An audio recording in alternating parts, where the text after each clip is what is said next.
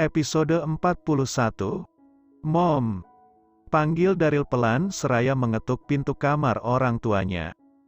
Setelah menunggu selama beberapa saat namun tidak ada sahutan, Daryl membuka pintu perlahan lalu masuk. Hatinya pedih mendapati mominya berbaring di ranjang membelakangi pintu. Dari gerakan pundak Amy, Daryl yakin dia sedang menangis. Daryl ragu saat melangkah ke arah ranjang. Dia takut Amy akan mengusirnya. Namun sampai Daryl duduk di sisi ranjang belakang Amy, wanita itu tetap dalam posisi semula. "Maafkan Daryl, Mom." Daryl hanya mengulang-ulang kalimat yang telah ia lontarkan sejak tadi di kamarnya. Memang tidak ada yang bisa dia lakukan selain minta maaf. Penjelasan apapun tidak berarti karena membohongi ibunya tetaplah salah. Diabaikan Amy membuat hati Daryl sakit.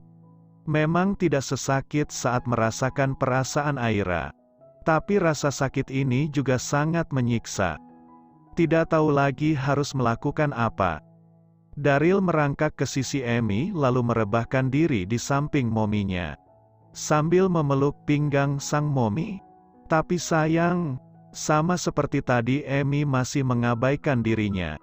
Seolah Daryl tidak ada. "Mom, pukul saja Daryl. Tapi jangan mengabaikan Daryl seperti ini," ujar Daryl dengan suara serak. Air matanya tidak lagi mengalir seolah dia telah kehabisan stok. Kini matanya terasa perih dan sakit. Amy masih tetap bungkam namun sesekali Daryl mendengar isak tangis Amy yang tertahan. Pelukan Daryl semakin erat. Dia tidak tahu lagi harus mengatakan apa. Beberapa saat kemudian, ketakutan Daryl menjadi nyata. Amy melepaskan pelukan Daryl dengan paksa lalu keluar dari kamar. Mominya benar-benar mengabaikan dirinya. Mominya tidak mau lagi berada di dekat Daryl. Tapi Daryl tidak bisa membiarkan hal itu terjadi. Bagi Daryl, tidak ada yang lebih menakutkan selain murka ibunya. Selain kemarahan seorang ibu pada anaknya.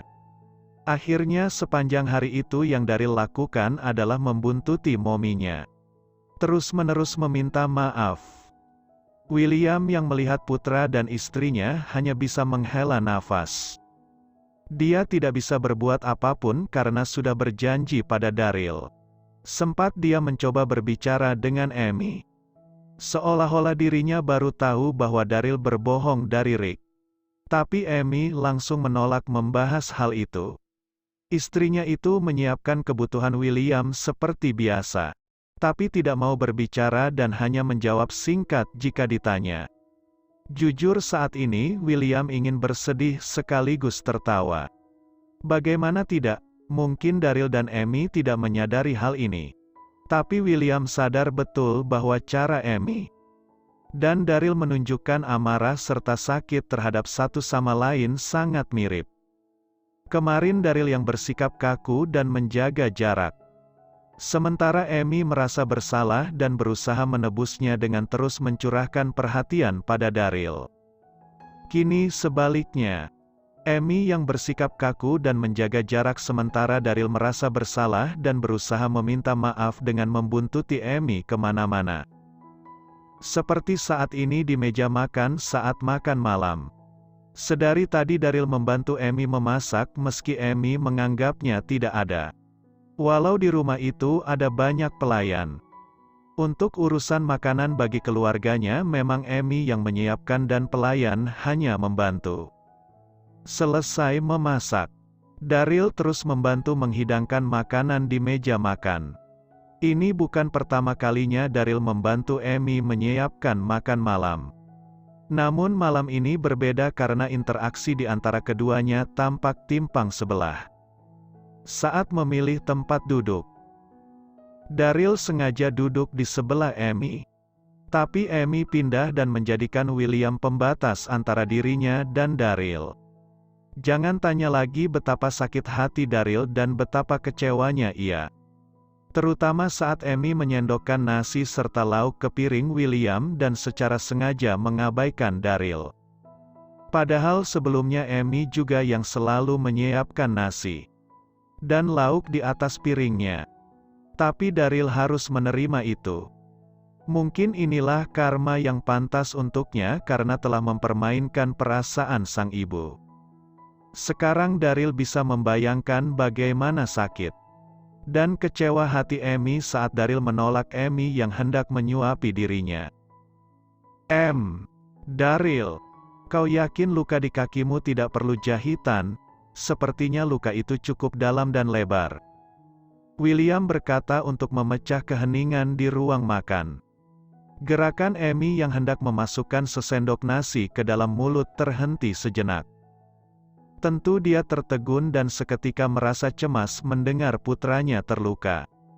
Tapi lalu Emi melanjutkan acara makannya seperti biasa. William memang sengaja menanyakan hal ini di hadapan Emi. Selain dia memang khawatir dan berharap Daryl menuruti nasihatnya lalu pergi ke rumah sakit. William juga berharap Emi luluh setelah tahu putra mereka terluka. Tidak perlu, Dad. Hanya luka kecil, bantah Daryl. William teringat siang tadi saat ia mengetahui Daryl terluka. Setelah berjanji tidak akan mengatakan pada siapapun mengenai keterlibatan William dalam membantu kebohongan Daryl. Putranya itu melepas pelukan lalu pamit menuju kamar tempat Emi mengurung diri. Mungkin baru 4 atau 5 langkah Daryl berjalan. William menyadari ada banyak darah di lantai. Pandangan William mengikuti bercak darah itu dan mendapati itu adalah darah Daryl. Ternyata telapak kaki Daryl terluka akibat menginjak pecahan gelas yang ada di pintu kamarnya. Bahkan Daryl sendiri tidak menyadari bahwa dirinya terluka. William nyaris pingsan melihat hal itu. Dia pikir Daryl menyakiti dirinya sendiri dengan sengaja memecahkan gelas lalu menginjaknya. Tapi ternyata Emi yang menjatuhkan gelas itu dan Daryl tanpa sengaja menginjak saat hendak keluar. William yang panik memaksa Daryl ke rumah sakit. Namun pemuda itu menolak dengan alasan ingin segera bertemu mominya. Akhirnya William hanya memberi obat luka lalu memasang perban. Apanya yang kecil? Daryl, kau menginjak pecahan gelas di pintu kamarmu tanpa kau sadari. Kita tidak tahu seberapa dalam lukanya. William mulai gusar. Tenanglah, Dad. Daryl tidak akan mati hanya karena luka seperti ini. Daryl mencoba melucu tapi malah mendapat pelototan dari dadinya. Emi yang tidak tahan mendengar putranya terluka. Tapi tidak bisa berbuat apa-apa, bisa tapi tidak mau, memilih menyudahi makannya lalu keluar dari ruang makan menuju kamar. Daryl sangat sedih melihat piring mominya masih penuh. Mungkin Emi baru memakan 2 atau 3 sendok. Momi khawatir mendengar kau terluka. Mungkin dia frustasi karena ego melarangnya untuk menunjukkan rasa khawatir. William memberitahu, sebaiknya Daryl menyusul Momi. Habiskan dulu makan malammu. Nada tegas William membuat Daryl yang sudah hendak berdiri kembali duduk. Akhirnya Daryl berusaha menghabiskan makanannya walau selera makannya sudah hilang. Menangis hingga tertidur adalah kegiatan baru Aira sejak ia mendengar tentang Daryl kemarin. Kesedihannya kian bertambah karena Dennis sama sekali tidak memberi izin. Bahkan dengan tega Dennis mengancam akan melaporkan Aira ke polisi jika Aira tetap pergi menemui Daryl. Tadinya tidak masalah bagi Aira jika dirinya harus mendekam di balik jeruji besi. Asalkan dia sempat memastikan sendiri bahwa Daryl baik-baik saja. Tapi karena Dennis mengatakan bahwa polisi akan menangkap Aira sebelum ia sempat bertemu Daryl. Akhirnya Aira menyerah dan hanya bisa menangis. Aira pikir tidak ada hal yang lebih menyakitkan daripada mendapati adik yang begitu disayanginya telah kembali pada Sang Pencipta. Tapi ternyata tidak. Buktinya sekarang Aira kembali merasakan rasa sakit yang jauh lebih pedih. Di saat seperti ini Aira mulai bertanya-tanya. Dosa apa yang pernah dirinya lakukan hingga Tuhan menghukumnya seperti ini? Kenapa dirinya yang memang sudah hidup melarat sedari kecil harus menerima murka Tuhan? Sementara banyak orang kaya yang biasa berbuat zina dan tidak takut melanggar larangannya. Hidup mereka baik-baik saja dan cenderung makin sempurna dari hari ke hari. Sudah puas menyalahkan Tuhan? Aira yang sedang tidur telungkup sambil terisak segera bangkit duduk di tengah ranjang. Lalu mengedarkan pandangan ke sekeliling kamar yang temaram. Karena hanya mengandalkan penerangan dari balkon kamar, dia seperti mendengar suara Daryl. Terdengar sangat nyata di telinganya. Namun tidak ada siapapun di kamar itu selain Aira. Dia hanya teringat kata-kata Daryl dan berhalusinasi mendengar Daryl sendiri yang mengatakannya. Tubuh Aira melemas. Perlahan dia berbaring menyamping di ranjang empuk nan luas dengan pandangan mengarah ke jendela yang tirainya dibiarkan terbuka.